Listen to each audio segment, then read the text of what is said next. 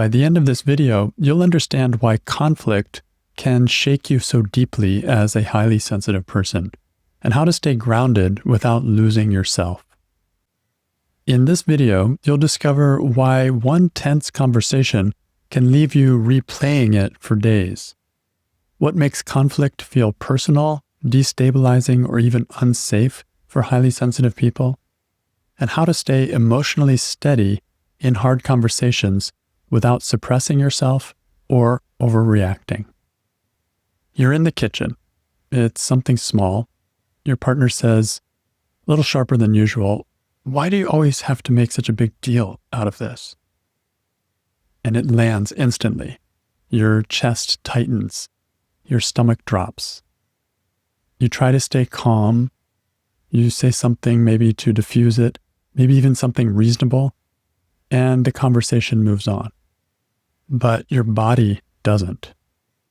That night, you replay the tone, and thoughts come in like they're insensitive, they're emotionally immature, maybe we're not compatible. I can't fully relax around them. And then the judgment turns on you. Was I too much? Did I push too hard? Maybe I'm too sensitive. By the next day, they seem fine. They're laughing again, talking normally, but you're still carrying it. You feel slightly off around them, a little guarded, a little unsure. Your system hasn't finished processing it yet. That's what conflict can feel like as a highly sensitive person. It doesn't just happen, it echoes. There are two reasons why one even minor conflict can leave us replaying it for days. The first is simply our sensitivity. I always like to say it's like having your hearing aids turned all the way up. And so if someone raises their voice, it's a shock to the nervous system. We are built for paying attention to subtle things. And when something loud comes, it can overshadow us and overwhelm us. The good news is recovering from this is fairly simple because it's not that complicated. It just needs some time and some rest. The other reason why we can end up replaying things is that the conflict activates some kind of fear or anger or sadness or self-doubt or something else emotional inside of us. And this is what can make it smolder inside of us for a long time. It's what can make us react either outwardly or inwardly. So let's look a little more closely at these two things. The first one is simple sensory sensitivity. Like I said, the hearing aids are turned all the way up, and when something happens that you weren't expecting, you get a shock.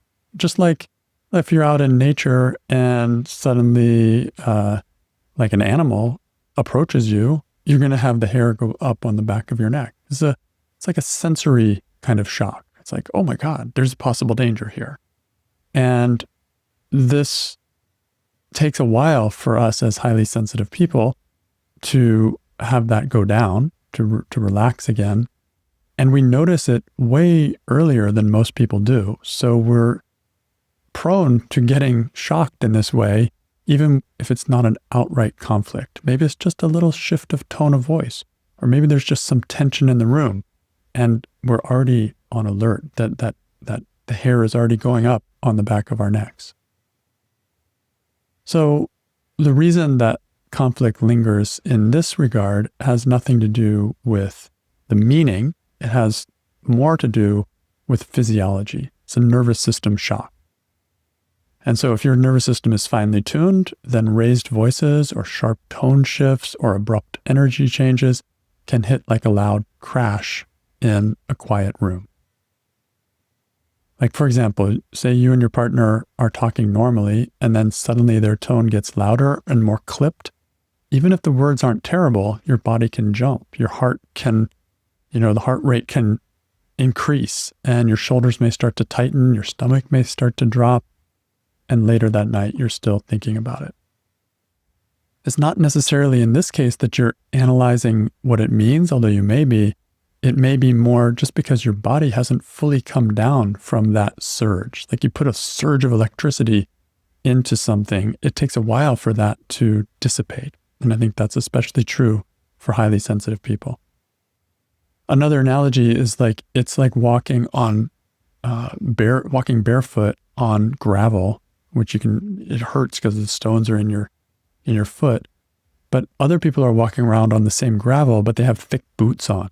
And so you feel each stone. They don't really feel it unless there's like an earthquake. So good news again about this kind of physical activation is that it is fairly easy to take care of. You just need some quiet time, just need to maybe get into your body again, maybe do some movement, do some yoga, have some kind of containment that will allow you to just reset, and then the body can settle again.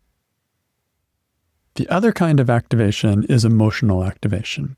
And this is when a meaning starts to attach to something. And this is different. This is actually the more activating kind of situation. This is what gets us really revved up and can go on and on and on. And what's happening here is that the conflict isn't just loud, it hits something inside of ourselves. So say your partner says, you're overreacting again, and their volume wasn't extreme. They may have been calm when they said it. They may have been even nice with it when they said it. But something inside of you tightens as a result. And maybe it's because you grew up being told that you were too sensitive. Or maybe you already have a fear of being too much. Or who knows, there's some anger in you, a residual anger about you with your partner. Or any number of things could be sitting in there. So it's not just a comment that comes in, it becomes like a confirmation. And so it activates what was already there, and then you will start to replay it because your system is trying to resolve a threat, maybe to your identity or a threat to your belonging and your sense of belonging.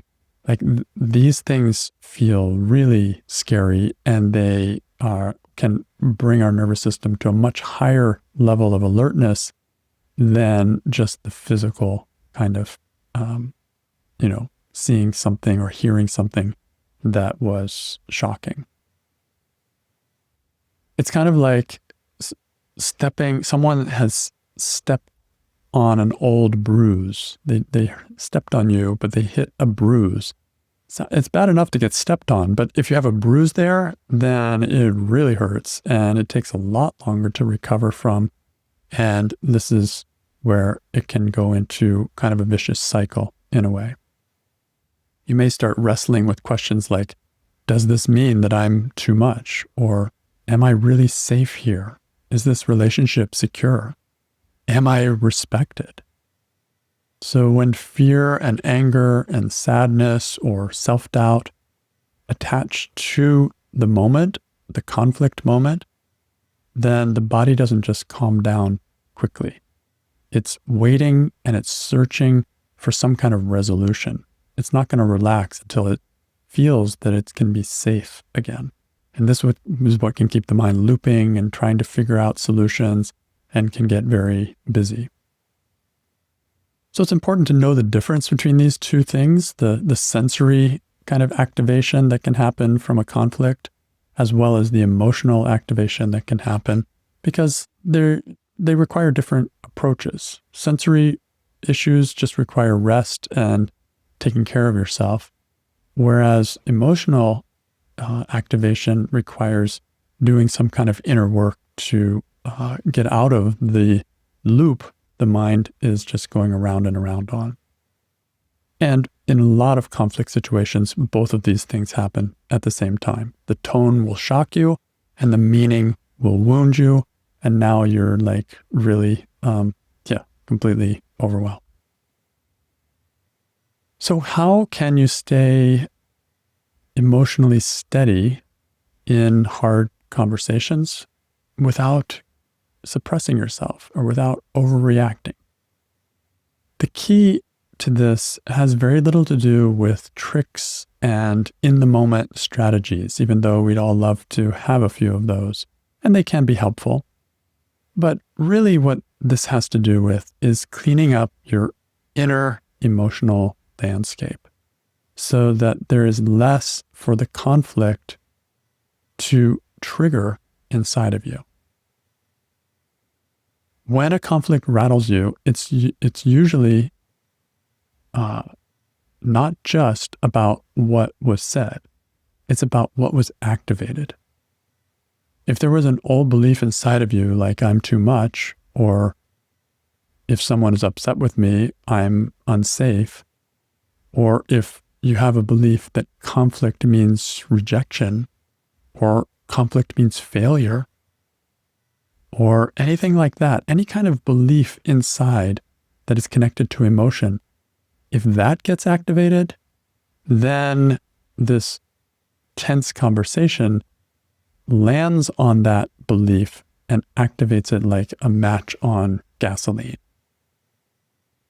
So reactions happen because something inside of you is already charged. It's already there, just waiting for something to set it off. And that's why using techniques of how to say the right words or even think the right things in the moment are not always as helpful because there's something reactive sitting inside that's waiting to be triggered. And once that gets triggered, all the nice words in the world really don't have much power. The real solution is to do the inner work necessary to release these background charges that we carry with us. When you question and dissolve the stressful thoughts underneath your reaction, then something starts to shift. The same words can be spoken, but they land differently. You're not suppressing yourself. You're not exploding. You're simply not as hooked. When you do your inner work, and when these things start to loosen and disappear, these charges that are sitting inside, potential for having things blow up, when those start to dissipate through inner work, you start to have more space. You start to be able to hear feedback without collapsing. And you start to be able to disagree without panicking. You start to be able to stay present without bracing. And you start to be able to speak clearly without needing the other person to change first. This is not emotional numbness. This is emotional clarity. And the more you clean up the inner landscape, the less conflict has to latch onto, the less it can ignite you. The work of Byron Katie can be very powerful here. This is what I tend to use. There are many ways of doing inner work, but this is the one I'm most familiar with. The work of Byron Katie is not about positive thinking, and it's not about pretending something doesn't hurt. It's about slowing down enough to question the belief that's creating the suffering. Every emotion and every thought, like every emotion has a thought connected to it. And so if you want to work with the emotions, one way to do that is to identify the thoughts connected to those emotions and to question those thoughts. When you do, it comes back to shift the emotions. So you can have thoughts like, their anger means that I did something wrong, or if they loved me, they wouldn't criticize me, or it's my job to maintain the peace. And if one of those is activated in a situation and you question it, you may start to notice that the emotion starts to reduce. When you investigate these kinds of thoughts deeply and honestly, the emotional charge softens. And when the charge softens, you become more steady. You no longer need any tricks. You no longer need to suppress yourself. You no longer need to win the argument to feel okay. You no longer need to run away to be safe. And the same conflict is way less overwhelming. This is the kind of work that I specialize in, not surface communication tactics, but inner freedom. by unraveling the thoughts and beliefs that keep us charged and feeling vulnerable to being triggered. So if you're tired of being thrown off by hard conversations or conflict in your life, if you want to stay grounded without shutting down, and if you're ready to clean up your inner emotional landscape instead of managing reactions, then I invite you to work with me privately. In our one-on-one sessions, we use the work of Byron Katie to gently untangle the beliefs that keep you feeling reactive and anxious or self-doubting whenever conflict arises. So go to the video description, click on the first link you see, or go to trueinnerfreedom.com/working-together and learn more about working with me. You don't have to keep bracing for the next hard conversation. You can become steady from the inside out.